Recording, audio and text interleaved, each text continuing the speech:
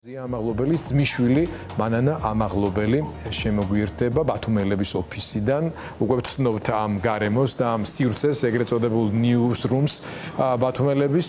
მანანა, მოგესალმებით. მადლობა რომ გვერდებით. ძალიან რთულ დღეებს გადის თქვენი ოჯახი და თვეებსაც.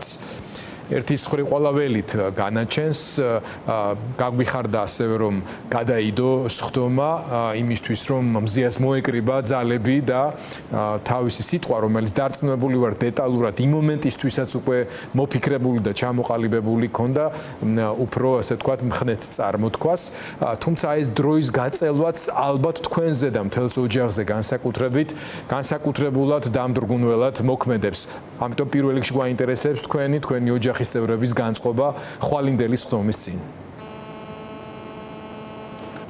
გამარჯობა, მივესალმებით თქვენს მაყურებელს. დაგეთანხმებით, რომ ნამდვილად რთულია დღეს მთელი ოჯახის წევრების განწყობა და არა მარტო მთელი ნორმალურად მოაზროვნე საზოგადოების განწყობა დღეს, იმიტომ რომ ხვალ არის ყველაზე რთული დღე. მთელი 7 თვის განმავლობაში ხვალე უნდა გავიგოთ მზიას განაჩენი. და ძალიან დიდ მღელვარებასთან არის დაკავშირებული მაპატიეთ, რომ რთულია ემოციურად.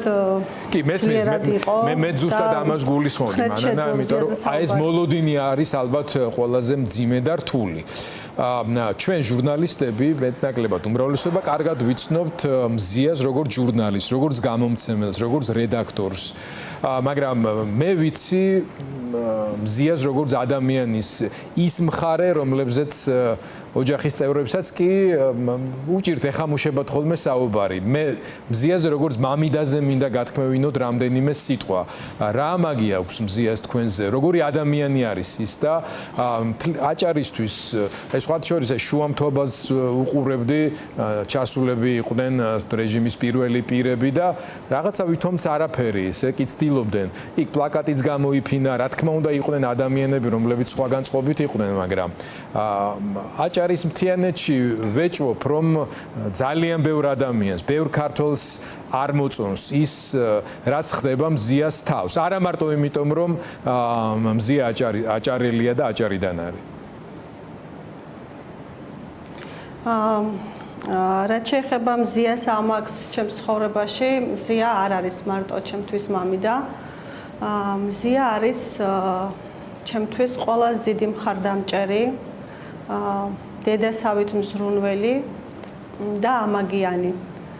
რადგან ჩვენ მისი ძმისშვილები ძალიან პატარები ვიყავით 92 წლებში, როცა მამაჩემი ტრაგიკულად დაიღუპა 28 წლის ასაკში და მზიამ იტვირთა დიდი როლი ჩვენს აღზრდაში. მაშინ მზია იყო პირველი კურსის სტუდენტი და ალბათ დედას გადმოცემით ვიცი, რომ არც ერთი შაბათი კვირა არ გამოუტოვებია, რომ ის ჩვენთან სოფელში არ ამოსულიყო. ის რუნავდა ჩვენზე ადამიანურად, მორალურად, ფიზიკურად და მამის როლი იტვირთა მზიამ ყველაზე დიდი მხარდამჭერი დედასი იმ მძიმე მომენტებში იყო მზია.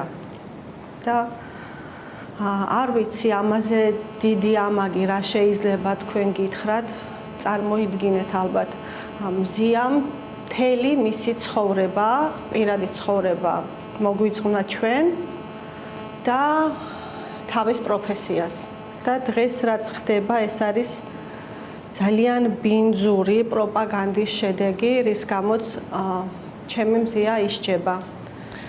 მანანა, სხვა შორის აი ამ პროპაგანდის ღერძი დგას იმაზე, თითქოს ეს არ იყო მზიას გადაწყვეტილება, არ იყო იმ მომენტში ემოციურად გამოხატული პროტესტი მის წინააღმდეგ პოლიციის უფროსის მიერ ჩადენილი დანაშაულებების გამო. და რომ ეს იყო deep state-ის თუ ვიღაცის დაგეგმილი, რომ ეს კარგად გათვლილი მოქმედებების მთერი წყება იყო და რომ ეს ესე უნდა მომხდარიყო პოლიციის დისკრედიტაცია ისთვის და ასე შემდეგ და მზიამ შეასრულა ვიღაცის დავალება. მე კი მეცნობა ამ ყველაფერზე, მაგრამ აი მზიას ბუნებას რამდენად ახლო შეიძლება ჩაიაროს მსგავსი ტიპის ვიღაცის თავსმოხვეულმა ბრძანებებმა.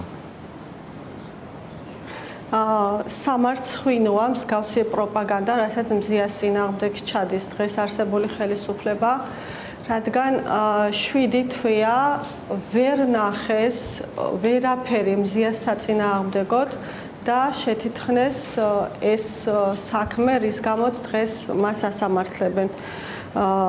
ის დღე უბრალოდ რთულია იმ დღეზე საუბარი, იმიტომ რომ მე თვითონ შევეზარი ამ ყველაფერს, როცა პირველად მზია გამოხატვის თავისუფლების გამო, სტიკერის გამო და კავეს და იმ დღეს მთელი ჩვენი ოჯახის წევრები იქ გავჩნდით, ანუ აქციის წევრებს შევუერთდით, ძალიან ბევრი ვიყავით და მზია რო გამოვიდა პირველი ადმინისტრაციული დაკავებიდან, ყველა ვეხვეოდით, ვეხუტებოდით, იმიტომ რომ წარმოუდგენელი იყო ის, რაც მოხდა იმ დღეს, იმიტომ რომ საკუთარ გონებას არ ვაჯერებით, რომ შეიძლებოდა ეს მომხდარიყო. მაგრამ მეორე საკითხი ის არის, რომ არ ვიცი როგორ აგიხსნათ, მე რასაც უყურებდი მთელი ჩემი სტუდენტობა, როცა გავიზარდე მზია, იყო ყოველთვის ობიექტური და არასდროს არ ყოფილა არც ერთი ხელისუფლების თუ არც ერთი პოლიტიკური პარტიის აზრის გამტარი. ყოველთვის იყო მისი რედაქცია მიუკერძოებელი და ყოველთვის იყო საზოგადოების და თავისი ქვეყნის ინტერესების დამცავი გამომცემლობა, რასაც ვერ ეგუებოდა ვერც ერთი ხელისუფლება, რადგან მსგავსი ორგანიზაციები დიდ დისკომფორტს უქმნიდნენ და ეს იყო ძირითადი მიზეზი, რის გამოც მზია ეხლა არის ტყვეობაში და ეს მათ ძალიან კარგად გამოუვიდათ სამწუხაროდ. მანან რას ეტყოდით იმ მოსამართლეს, რომელმაც ხვალ განაჩენი უნდა გამოიტანოს, სანამ დაგემშვიდობებით მინდა მოგცეთ ამის საშუალება, იმიტომ რომ ვინ თქვენ იცნობთ, ოჯახის წევრი ხართ, მზიას ყველაზე კარგად იცით, ამავე დროს ალბათ უკვე გამოჩნდა, რომ მზია არ აპირებს არც ბრალის აღიარება, შესაბამისად არც იმ ეგრეთ წოდებული საპროცესო შეთანხმების წინაპირობების შექმნას და ამ ყველაფრის გათვალისწინებით როგორ მიმართავდით თავად მოსამართლეს?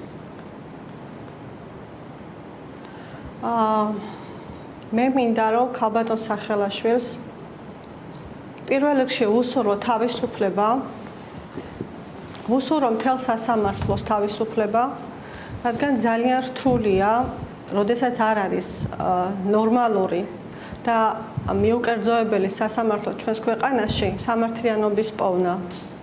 ასევე მინდა უსურვო თავისუფლება პოლიციას.